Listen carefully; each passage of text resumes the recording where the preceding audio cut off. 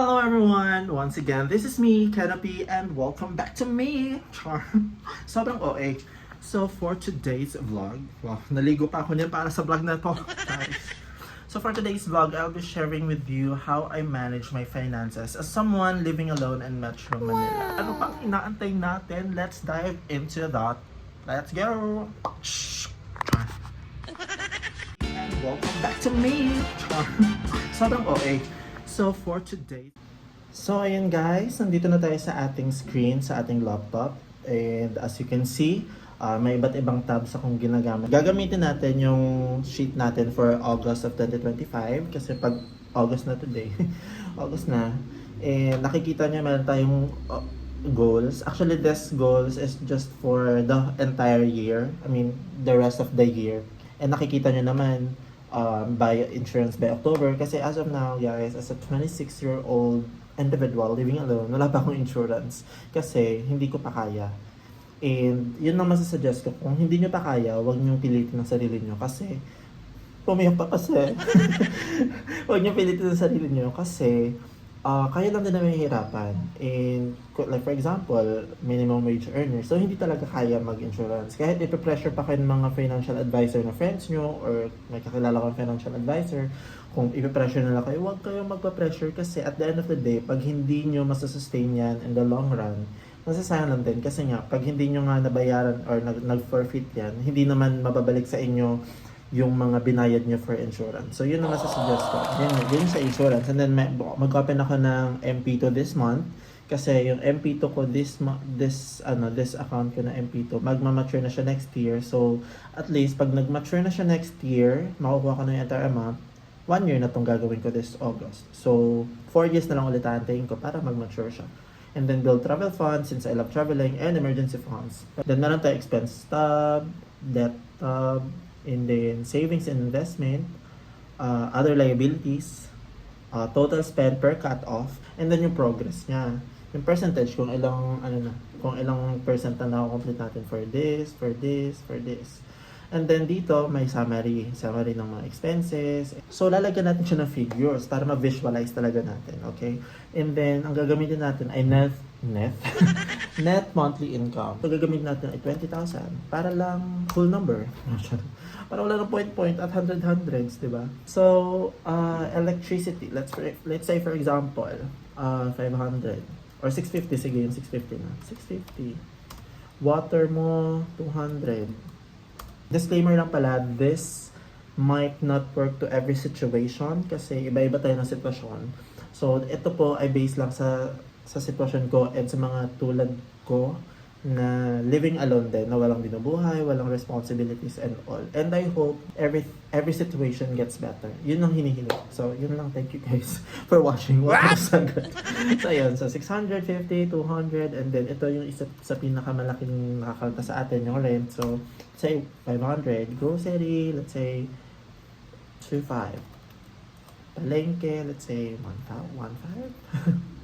1,500, internet, 700. So, hindi naman sa atin lahat nagtatype. So, ili-left blank ko na lang siya. Ayan, nakikita mo sa expenses pa lang, makikita mo na yung first cut of expenses mo na 9,050. So, from this, ang matitira na lang sa'yo, sa 10,000 na first cut off mo ay 950. Yan, so that na 950. So, ito ang pwede mong gastusin sa whole cut-off. So, maaring pamasahe yan. Ilaan mo na yan para sa pamasahe mo. Ang ginamit ko palang cut-off dito ay based sa akin para hindi na tayo manghula-hula, okay? Ang credit card ko ay second cut-off siya. So, let's say may utang kang 499. 499. Para lang complete natin itong apat. 499, 399, and then 500. So, magkano na lang para ma-1. My gosh! 101. 1,499 ang utang mo sa credit card. So, 7,951 na yan. Pwede ka na maglaan ng 2,000. Kunwari, ito lang ang savings mo. Muna. Kasi actually, yung madali ka lang makagawa ng account niyan since online lang yan. So, from this, meron ka pang 3,001. So, kung may ones ka man, dito mo na isa-spend sa second cut-off. Nga pala itong other liabilities, ito yung other liabilities na parang wala kang deadline, wala kang due date. And, like for example, may utang ka sa kapatid mo or may utang ka sa tita mo, sa tiyahin mo. So ito, makikita mo na dito sa summary yung income mo, expenses mo, savings mo for this month, and then yung debt mo na 1,499, then yung remaining mo sa sahod mo, so 3,051. So itong progress, paano ba siya nagwo-work? Siyempre, kaya tayo may status dito. Ito ang basis niyan, okay?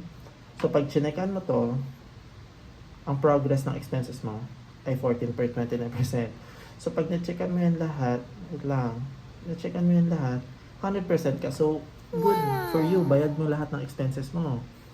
And then, ganun din dito sa savings and investment. Check mo lang. So, 100%. Ganun din sa debt.